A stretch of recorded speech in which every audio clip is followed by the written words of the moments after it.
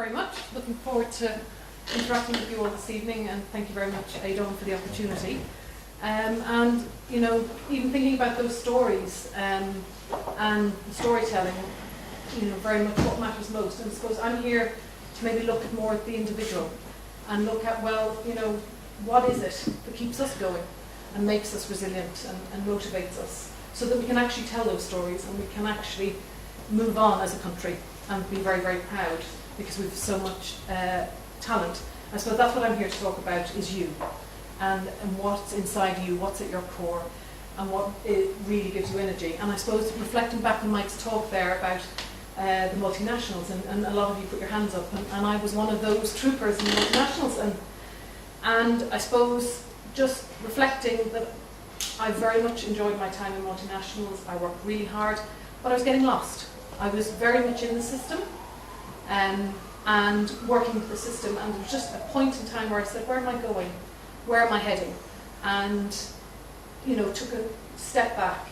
And I suppose now, 5 years on, I'm reflecting on if I knew more about myself at the time and more about what motivated me, I might have made better decisions for myself when I was working in multinationals. And a little bit more, I'm sure some of you, about the whole word of boundaries, you know. I was at a talk recently where somebody said, there's no longer the Sunday feeling, 4 o'clock, you're going back to work on a Monday, because we're always on.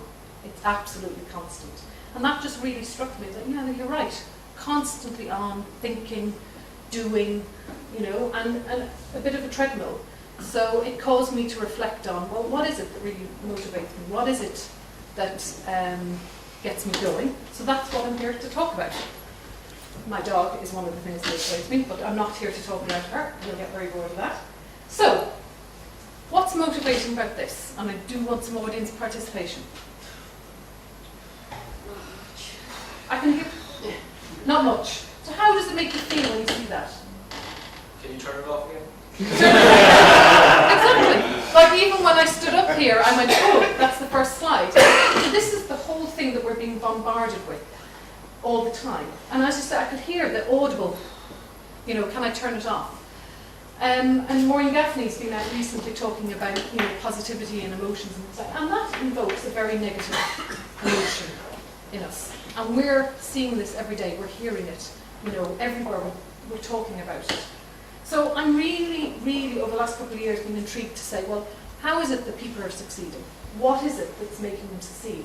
And how are they, you know, getting past this? Okay. So, what about this one? Better. Better. What's better about it? Winning. Winning. Okay. What else? Makes you feel proud. Makes you feel proud. Yeah. I heard. Success stories. Success stories. Yeah. If you work hard, you'll be successful. If you work hard, yeah. So overall, that's immediately. How are you feeling now? You look at that or think about those, and some of those are quite recent. Obviously, I went Olympics mad when they were on. How does that make you feel? Yeah, we're smiling. I think there's more people smiling. More people smiling. Yeah. Optimistic. Optimistic. Optimistic. So I'm kind of intrigued by the whole. Well, what is it that motivates these people to do these things? You know, what is it that actually keeps them going? Because I'm sure they meet setbacks. But, you know, like Katie Taylor's living in Ireland, just like the rest of us. So how is she actually motivated and succeeding? So that's what I wanted to talk to you about, the whole area of motivation. And very practically, you know, for you to actually spend a little bit of time and think about, well, what is it that motivates me?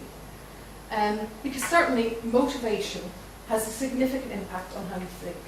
Because you have a feeling, it then creates the thinking, it then creates the action and the behaviour.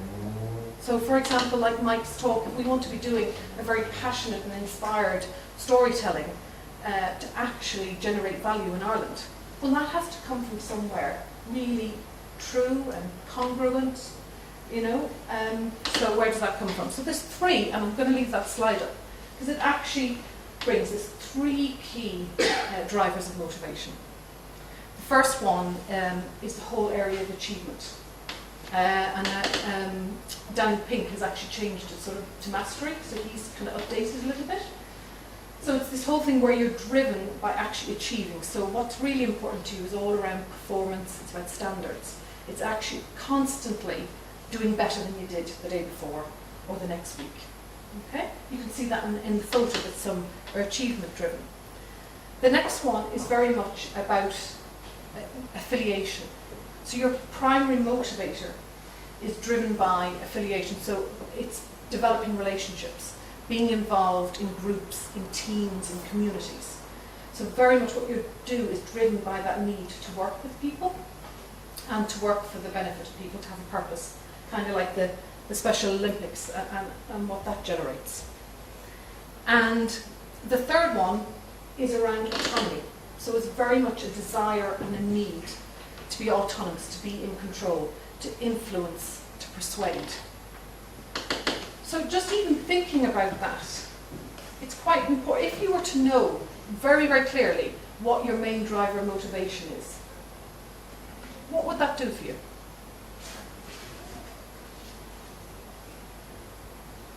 Give you focus. Give you a focus, yeah. Okay. What else might it do if you're really, as you said, using your word focused on the one that's driving you, your main driver of motivation? You're getting stuff done. You're getting stuff done. Absolutely getting stuff done. You're also, because it's the thing that motivates you at your core, it's actually giving you a huge amount of energy because you're actually doing something that's really, really important to you. So back to the what matters most. It really matters to you. So it drives you to actually succeed more and more and more. Now you may have a combination of those three, but you do always have a main one that is your driver. So it's quite important to understand what that is, but also to actually stand back and say, well, what are the things that actually feed that driver? So what are the things, whether it's in my work, whether it's outside of work, what are those things that actually, under that, if it's autonomy, actually make me feel that I'm in control, that I'm persuading, that I'm influencing?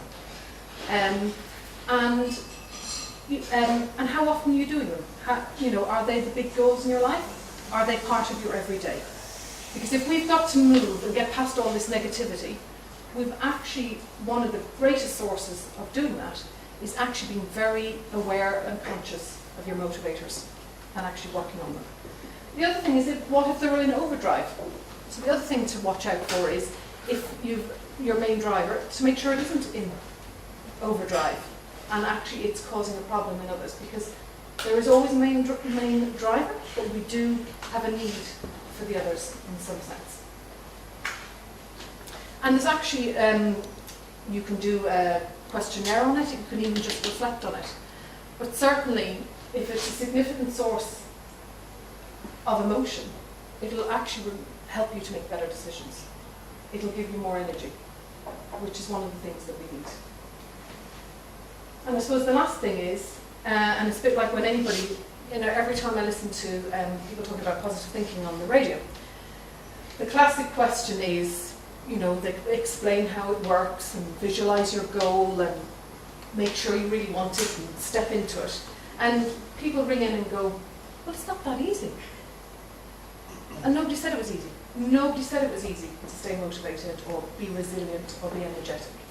And like Zig Ziglar says, people often say that motivation doesn't last. Well, neither does bathing. That's why we recommend it daily. So I suppose my, thought to you is really think about what motivates you. Think about the things, very, very practically. What are those things that every day that motivate you, and how do you actually build them in so that you're doing them every week? I certainly know from going from being employed to self-employed, when you're employed, you've got that routine, you've got that structure. If you've got a good manager, they know what motivates you. So in a way, they're constantly feeding you things to keep you going. But when you move into the world of self-employed, you've actually got to put that structure in place. Yet you're busy worrying about, I need to go and network, and I need to, do this thing for the client, I need to do my accounts. So we can get very, very caught up in doing everything and not actually standing back and saying, hang on a minute, why am I doing this? Why did I start this business? What is it about this business that actually gives me energy? And just taking that time, standing back, reflecting on it, and thinking about, I certainly know that one of the things about what I love doing is being with people. So, when I'm at home doing things for a long period of time, that absolutely doesn't suit me. So my energy goes straight away. Because I actually like to be with people. I like to listen to people. I like to hear what they have to say. I like to hear the stories. So there's then saying, okay, so you've decided to set up your own business. You're predominantly, when you're not with a person, you're on your own. So what are you going to do about that? What are you going to build into your structure so that you keep yourself at the energy levels that you have? And I suppose from looking at the first picture of all the negativity, that's all external. You can't control that unless you choose to go and actually do something about it. You can't control it, so let it go. Get the facts you need, the information about the multinationals, but everything else, just let it go and focus on what you can control. You're responsible for your motivation and the energy it gives you, and it's absolutely something you can control. You'll be able to tell better stories and it'll make it a better place to live. Thank you very much.